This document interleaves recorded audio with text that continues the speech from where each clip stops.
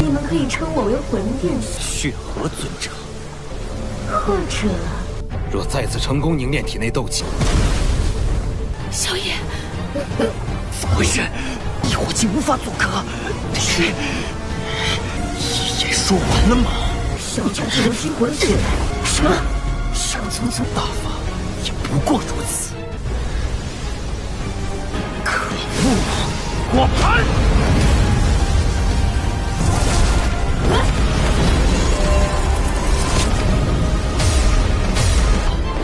毁灭！ Halo kalian semua, selamat datang di channel Donghua Master. Bagaimana kabar kalian semua? Mimin harap kalian semua baik-baik saja. Dan pada video kali ini kita akan melanjutkan alur cerita dari serial Donghua Battle Through the Heaven episode ke-159. Dan sebelum kita masuk ke cerita terbaru, mari kita sedikit mengingat cerita sebelumnya, yang dimana pada cerita sebelumnya Aliansi Yan mendapatkan serangan dari Sekte Singa Mendalam yang terjadi pertarungan di antara kedua belah pihak ini. Sekaligus kita diperlihatkan kemunculan perdana dari Xiao Xiao pada episode sebelumnya, yang dalam pertempuran itu singkatnya Aliansi Yan berada di kondisi yang terpojok karena kekuatan gabungan dari Sekte Singa Mendalam dan juga Aula Jiwa, yang pada akhirnya membuat Xiao Xiao ditangkap oleh anggota Aula Jiwa, yang di saat itu untungnya Xiao Yan muncul menyelamatkan Xiao Xiao sekaligus dengan membawa puluhan pasukan Dozun, dan itu merupakan inti cerita pada cerita sebelumnya. Kalau gitu pun sekarang langsung saja kita masuk ke bagian cerita terbaru. Cerita ini berlanjut dengan Xiao Yan yang menyuruh kepada para pasukan Dozunnya untuk memulai penyerangan kepada Sekte Singa Mendalam, yang mereka pun langsung menyerang membuat banyak kapal terbang dari Sekte Singa Mendalam dapat dihancurkan oleh para pasukan Dozunnya Xiao Yan. Yang di sana juga Xiao Yan melihat Xiao Xiao bertanya kepada Xiao Xiao dengan menyebut Xiao Xiao sebagai bocah kecil karena Xiao Yan yang masih belum mengenali Xiao Xiao. Dan di sana Xiao Yan dibuat kaget karena adanya Xiao Cai ataupun ular 7 warna yang keluar dari tubuhnya Xiao Xiao.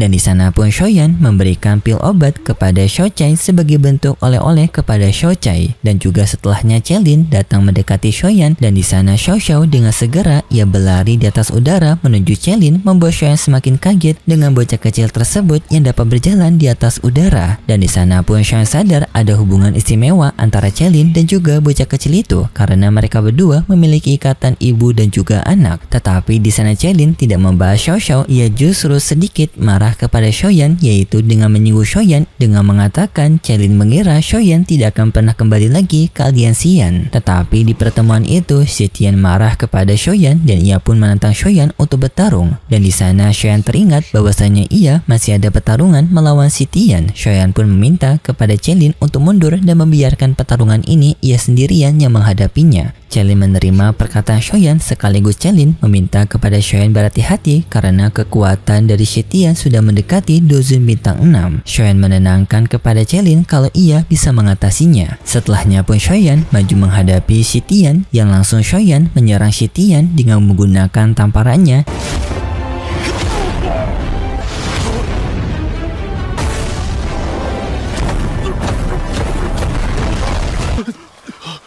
Dilanjutkan dengan tamparan berupa kekuatan apinya Xiao Yan, yang seketika tamparan bertubi-tubi itu membuat Si Tian terjatuh dan tak tersadarkan diri. Xiao Yan langsung menantang kepada Tianzun ke-9 untuk segera keluar karena Xiao Yan menyadari keberadaan Tianzun ke-9.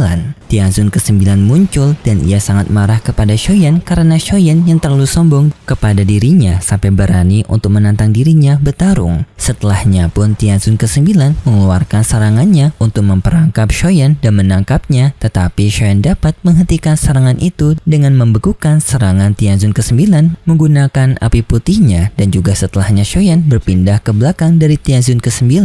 Tianzun ke-9 kembali menyerang Xiao Yan menggunakan cakaran dimensinya.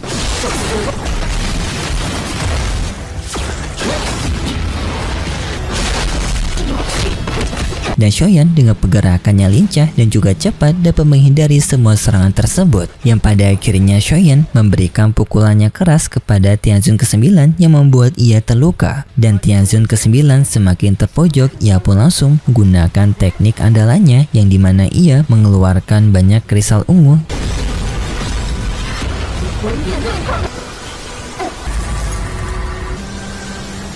yang kristal tersebut mengepung Shoyan dan lalu menyerang Shoyan. Untungnya Shoyan selamat dari serangan itu berkat pelindungan armor pertahanannya, yaitu kain dari Ratu Serangga Kuno dan juga zirah dari Kaisar Naga Phoenix. Tianzun ke-9 sangat kaget dengan serangannya yang tidak bisa memberikan luka kepada Shoyan, dan Tianzun ke-9 menyadari kalau Shoyan sekarang berada di ranah Dozun Bintang 8 Puncak, yang membuat Tianzun ke-9 khawatir tidak akan bisa menandingi kekuatan Shoyan lagi, dan Tianzun ke-9 pun mencoba untuk melarikan diri. Shoyan tidak membiarkan hal tersebut. Ia pun langsung menggunakan teknik Dao kelas Tiannya, yaitu telapak tangan Black Hole. Teknik tersebut mencoba untuk menyedot Tianzun ke-9 yang membuat Tianzun ke-9 sangat kaget karena tak menyangka kekuatan Shoyan akan bisa semendominasi ini. Tianzun ke-9 ditarik oleh Black Hole tersebut, dan Tianzun ke-9 yang berusaha untuk melarikan diri sama sekali tidak bisa bergerak kemana-mana karena daya sedot dari Black Hole yang sangat kuat, yang sampai pada akhirnya membuat salah satu tangan dari Tianzun ke-9 masuk ke dalam Black Hole itu, dan ia tidak bisa lagi untuk mengeluarkan tangannya. Tianzun ke-9 mengambil keputusan terakhir untuk memotong tangannya sendiri, yang setelahnya pun ia mencoba untuk melarikan diri kembali. Tetapi daya sedot dari Black Hole-nya Shoyan semakin kuat yang membuat Tianzun ke-9 tidak kemana-mana, dan Tianzun ke-9 langsung meminta bantuan kepada seniornya yaitu Tianzun ke-4 untuk segera menolongnya, yang seketika pun tiba-tiba saja adanya awan merah yang muncul di atas udara yang bertanda kemunculan dari Tianzun ke-4.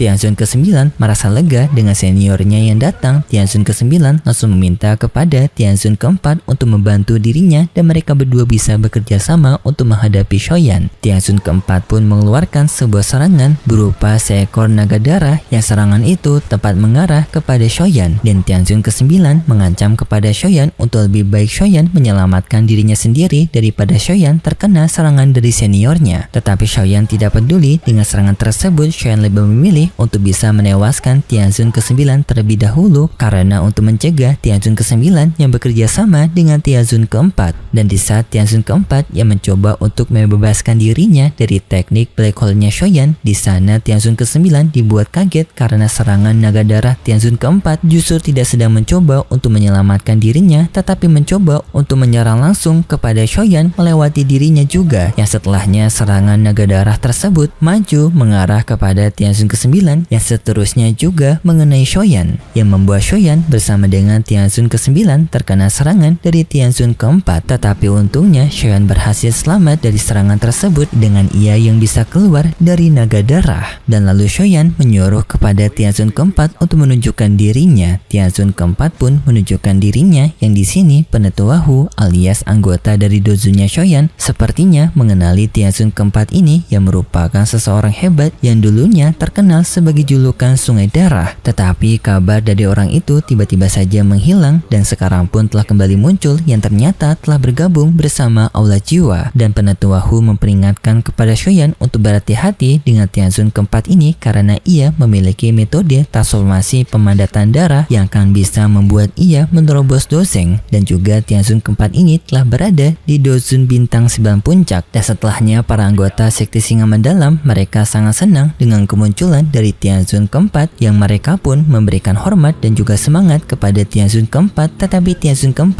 tidak suka kepada anggota Sekte Singa Mendalam, yang Tianzun ke-4 tak disangka menyerap esensi darah mereka yang sampai membuat mereka tewas. 不枉费我特务的。Hal ini membuat Shitian marah kepada Tianzun keempat, tetapi Tianzun keempat juga menyerap esensinya Shitian yang mengakibatkan Shitian pun tewas bersama dengan para anggota lainnya dari anggota sekte Singa Mendalam. Dan karena ancaman dari Tianzun keempat yang sangat bahaya, Shoyan pun menyuruh kepada penetua Hu untuk mundur dan mengajak semua pasukan mundur. Karena Shoyan ingin menghadapi Tianzun keempat sendirian, Tianzun keempat pun mulai menyerang Shoyan dengan ia mencoba untuk menyedot esensi darahnya Shoyan. 小野，一言说完了吗？小强这流星魂是什么？ 上层次大法也不过如此。 Tetapi Shoyan langsung membatalkannya dengan ia mengaktifkan kekuatan dari transformasi apinya yang telah menyatu dengan garis keturunan klan Shao-nya yang membuat Shoyan bisa menghentikan penyedotan dari Tianzun keempat. Tianzun keempat pun cukup kaget karena Shoyan memiliki simbol klan Shao yang di sini pun Tianzun keempat langsung mencoba untuk mensampingkan Shoyan dan mengincar para anggota aliansi Yan untuk disedot esensi darah mereka, yaitu ke arah Celin, Xiao Xiao dan juga lainnya.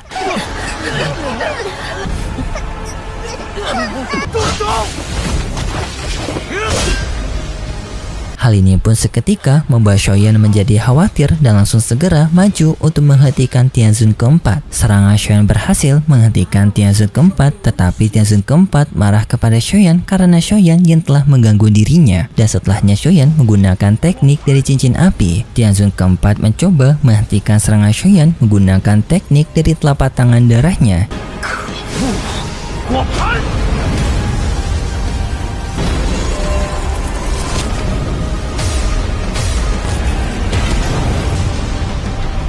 Ya, serangan itu mampu menghentikan teknik cincin apinya Shoyan, dan setelahnya membuat Tianzun keempat semakin percaya diri karena ia menganggap dirinya telah berhasil memenangkan pertarungan ini dan akan bisa menyedot seluruh esensi darah mereka. Tetapi di saat itu tiba-tiba saja dari bawah adanya serangan dari api Examination Loctus yang muncul secara tiba-tiba yang berasal dari Shoyan atas pergabungan dari 3 teknik apinya Shoyan yang seketika membuat Tianzun keempat terkena api Examination Loctus 毁灭火莲。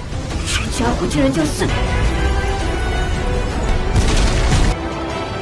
yang membuat ia langsung berada di kondisi kritis dan langsung memutuskan untuk mundur dari pertempuran sekaligus mengancam kepada Shoyan bahwasanya urusan mereka belum berakhir dan ia akan kembali untuk balas dendam kepada Shoyan. Dan hal ini pun telah menjadi pertanda kalau aliansi Yan telah berhasil memenangkan pertempuran. Dan setelahnya Celin datang ke tempatnya Shoyan untuk melihat kondisinya Shoyan yang untungnya Shoyan baik-baik saja. Dan setelahnya Shoyan bertemu dengan Hei Bodong yang di sana Hei Bodong memberitahu kalau para anggota dari sekte Singa Mendalam yang masih selamat dalam pertempuran ini telah mereka tangkap, dan Hei Bodong bertanya kepada Shoyan hal apa yang akan mereka lakukan kepada para pasukan tersisa dari sekte Singa Mendalam. Shoyan menjawab bagi mereka yang ingin menyerah dengan aliansi Yan maka mereka diperbolehkan untuk menjadi pasukan bantuan dari aliansi Yan, tetapi bagi mereka yang menolak untuk bergabung maka mereka diperbolehkan untuk dibasmi. Seketika membuat anggota tersisa dari sekte Singa Mendalam ketakutan dan mereka setuju untuk bergabung bersama aliansi Yan. Dan juga setelahnya Shoyan bertekad untuk mempersiapkan dirinya menghadapi situasi lagi dari Aula Jiwa karena Shoyan sadar Aula Jiwa tidak akan menyerah untuk mengusik anggota aliansi Yan dan juga keluarga Shao-nya. Dan setelahnya cerita bersambung dan berikut cerita selanjutnya. Pada cerita selanjutnya, kita diperlihatkan dengan Shoyan yang menunjukkan simbol klan Shao-nya kepada kedua saudaranya, yang membuat kedua saudara Shoyan kaget dengan hal itu. Dan juga setelahnya kita diperlihatkan dengan masalah yang berbeda di Aula Pil dari aliansi Yan, yang dimana permasalahan ini adalah Aula Pil yang memiliki kesombongan yang lebih besar daripada pihak lainnya karena menganggap mereka yang telah memiliki kontribusi yang besar di aliansi Yan ini, membuat mereka bertindak seenak-enaknya karena mereka kira aliansi Yan tidak akan berani untuk mengusir mereka karena mereka yang memiliki peran penting di aliansi Yan sebagai anggota Aula Pil, yang nantinya Shoyan pun akan memberikan pelajaran kepada para anggota Aula Pil untuk tidak sombong lagi. Dengan Shoyan yang akan membentuk pil tingkatan 8 yang memiliki guntur 5 warna yang akan membuat semua orang kaget. Dan itu cerita yang akan kita lihat nanti untuk episode selanjutnya di minggu depan besok. Dan seperti biasa, Mimin mengingatkan kalau cerita ini merupakan dongeng fiksi yang hanya bertujuan sebagai penghibur saja yang berasal dari karangan novel. Dan kalau gitu pun terima kasih buat kalian semua yang sudah menonton video ini sampai akhir. Jika kalian suka dengan video kali ini, bisa beri like serta subscribe dan sampai jumpa di video selanjutnya. See ya!